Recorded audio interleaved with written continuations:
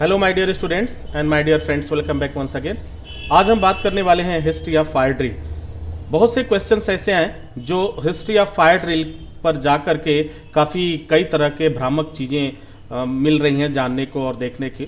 वो सारी चीज़ें आज मैं क्लियर करूंगा कि फायर ड्रिल का इतिहास कब से प्रारंभ हुआ, वह कौन सा दिन था, वह कौन सा समय था, वह कौन सी घटना घटित हुई जिसके बाद से इसकी ज़रूरत पड़ी और इसके लिए कौन से रेगुलेशंस बनाए गए, कौन से नियम बनाए गए, कौन सा कानून बनाया गया, किस डेट को हुआ था, कब हुआ था, सन कौन सा था और fire drill regulation US act क्या है। ये तमाम तरह की बातों को मैं आपको बताऊंगा क्योंकि बहुत से स्टूडेंट्स ऐसे हैं जिन्होंने क्वेश्चन किया। कुवैत से मेरे पास क्वेश्चंस आए, रियाद से क्वेश्चंस आए, बहरीन से क्वेश्चंस आए और गल्फ कंट्रीज से भी क्वेश्चंस बहुत सारे, ये सारे गल्फ कंट्रीज हैं। इनमें से आप लोगों ने पूछा, आपसे पूछा भी जाता है, आपसे लोग क्वेश्चंस भी कर देते हैं। आपके सारी चीज़ों को मैं आज दूर करने वाला हूं। फायर ड्रिल का इतिहास, अगर आपने फायर सेफ्टी किया हुआ है या हेल्थ सेफ्टी किया हुआ है तो इसमें आपको फायर ड्रिल शब्द मिलता है। फायर ड्रिल का मतलब क्या है? It is a types of rehearsal. Fire के लिए एक ऐसा तरीका, एक ऐसा प्रयोग, रिहर्सल, ताकि हम आने वाले समय में जो परेशानियां क्रिएट होती हैं आग से, उनसे हम बचाव कर सकें और लोगों को भी जागरूक कर सकें। अब हम बात करें इसकी शुरुआत की कब हुआ था, तो इस शुरुआत को समझने के लिए सबसे पहले हमें कुछ पीछे जाना होगा। हम चलेंगे सन 1958 में और 1 दिसंबर 1958 की घटना को जरा एक बार मैं इस सिनेरियो को आपके सामने रखूंगा, है ना। इलिनॉइस यूएस का एक ऐसा जगह है जो शिकागो में पड़ता है। वहां पे एक स्कूल हुआ करता था, our lady of the angel school. इस स्कूल में 16 स्टूडेंट इनरोलमेंट थे। अचानक एक दिन 1 दिसंबर 1958 को वहां पे आग लग जाती है और चारों तरफ कमरे में धुएं फैल जाते हैं। कार्बन डाइऑक्साइड धुआं फैल जाता है, कार्बन डाइऑक्साइड जिसे आप रासायनिक नेम में बोलते हैं, ये सब कुछ फैल जाता है। हीट, गर्माहट हो जाती है, जिसमें से देखते ही देखते 92 प्यूपिल्स यानी 92 बच्चे और उनके साथ 3 नन जो वहां पे पढ़ाने का काम करती थी, वहां की कर्मचारी थी, उनकी डेथ हो गई। किससे डेथ हुई थी? स्मोक से, हीट से, फायर एंड टॉक्सिक गैसेस की वजह से। जी हाँ, 1 दिसंबर सन 1998 का ये समय एक काला दिवस के रूप में जाना जाता है क्योंकि इस स्कूल के 92 बच्चे और 3 स्टाफ की मृत्यु हो गई थी। इस घटना ने पूरा सबको अमेरिकी, कनाडाई, यूरोपीय समाचार पत्रों में यह मेन हेडिंग बना और समस्त देश को, बने विश्व को एक तरह से हिला के रख दिया था। पॉप जॉन रोम के जो वेटिकन ने अपनी संवेदना व्यक्त किया था और इसको, आग की गंभीरता को देखते हुए पूरे लोगों को, समस्त सभी जनता को झकझोर दिया था और चौंका दिया था। तो उस समय जब लोगों ने ये सोचा कि आखिर इसका मुख्य कारण क्या है, आखिर ये मृत्यु होने का कारण क्या है, तो जब पता किया गया, तो जब इसका इन्वेस्टिगेशन हुआ तो उसमें ये आया कि अग्नि से सुरक्षा के जो भी बचाव के उपाय हैं वो किसी को जानकारी नहीं था। आग से कैसे बचा जाए, आग ही वह मुख्य कारण है जिससे सभी जाने गई हैं। The disaster was the lead headline story in America, Canadian and European newspaper. Pope John sent has the condolence from the Vatican and Rome. The severity of the fire shocked the nation. The surprise educational administrator of both public and private school. The disaster lead to major improvement in standard for school design and fire safety codes. जी हाँ, ये कुछ लाइनें उस समय जो सबको परेशान कर दी और सबको हिला कर रख दिया था। जी हाँ, जहाँ पे 92 बच्चे मर जाएं और वहाँ के 3 स्टाफ मर जाएं, वास्तव में एक दुखद समाचार था। फायर ड्रिल रेगुलेशन, इसके बाद से लोगों ने एक फायर ड्रिल रेगुलेशन का निर्माण किया, बनाया। उसमें क्या बोल रहा है, उसमें लिखा गया कि many jurisdiction require that fire drill be conducted at a certain interval.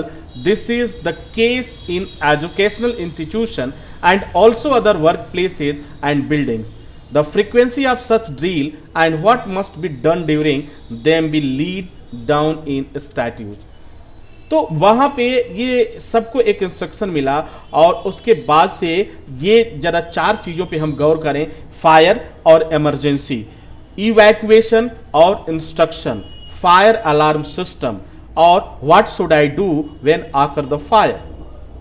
ये 4 ऐसे पॉइंट्स थे जिनके बारे में बहुत ही इंस्ट्रक्शन दिया गया, बहुत ही कड़ाई के साथ ये दिया गया कि आपको इन 4 बातों को आपको बताना है, चाहे आप जैसे भी बताएं। यदि आप ऐसा नहीं करते हैं तो निश्चित रूप से आपके अगेंस्ट एक्शन लिया जाएगा, ऐसा प्राविधान था। 1 दिसंबर दिन जो था, सोमवार दिन था, 1 दिसंबर 1958 का समय, ये बहुत ही बुरा समय था उस स्कूल के लिए।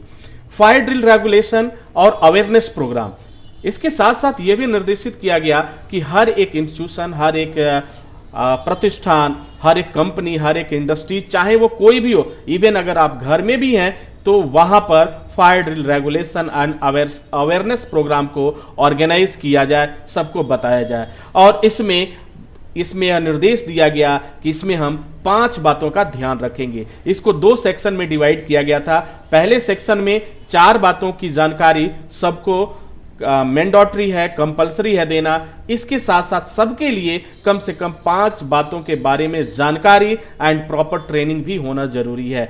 Proper training and emergency situation, ये 2 चीजें बहुत ही जरूरी हैं। किसी भी, चाहे आप बैंक हो, चाहे स्कूल हो, चाहे इंडस्ट्री हो, चाहे कंपनी हो, चाहे घर हो, सबके लिए यह बिल्कुल मस्ट कर दिया गया था। जी हाँ, फायर एंड इमरजेंसी, आग और उसकी आपातकालीन स्थिति के बारे में भी आप बताएं, उनकी अवस्थाओं को बताएं और उस दौरान आपको क्या करना है ये बताएं। इवैक्यूएशन एंड इंस्ट्रक्शन, निकास से संबंधित या इवैक्यूएशन से रिलेटेड जो भी आपको मैसेज, इंस्ट्रक्शन, कैसे उनको अवेयर करना है, कैसे उन्हें समझाना है, कैसे करना है, ये जरूर होना चाहिए। फायर अलार्म सिस्टम मस्ट है, फायर अलार्म सिस्टम का भी वहां अवेलेबल होना चाहिए, उपस्थित होना चाहिए। इसके साथ साथ nature of smoke, nature of heat and nature of carbon dioxide की जानकारी भी प्रत्येक व्यक्ति को होनी चाहिए। एक घटना, इस तरह की कई घटनाएं हुई थी। अगर हम बात करें, मलेशिया में अचानक एक होटल में आग लग जाती है और वहां से कुछ फॉरेनर वहां पे होते हैं। वो फॉरेनर चीन के, जापान के होते हैं, जो अगल बगल के 2 कमरों में होते हैं। जब तक लोग वहां पहुंचते हैं तो पता चलता है मलेशिया के 112 लोग मारे जा चुके थे आग से और धुआं से और कार्बन डाइऑक्साइड से। लेकिन वहीं पे 2 कमरों में 6 लोग थे जो चाइना देशों से थे, यानी बाहर के देशों से थे।